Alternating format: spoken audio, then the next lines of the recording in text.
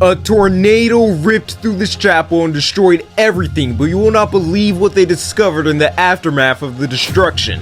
Debris was scattered everywhere and the walls were torn down.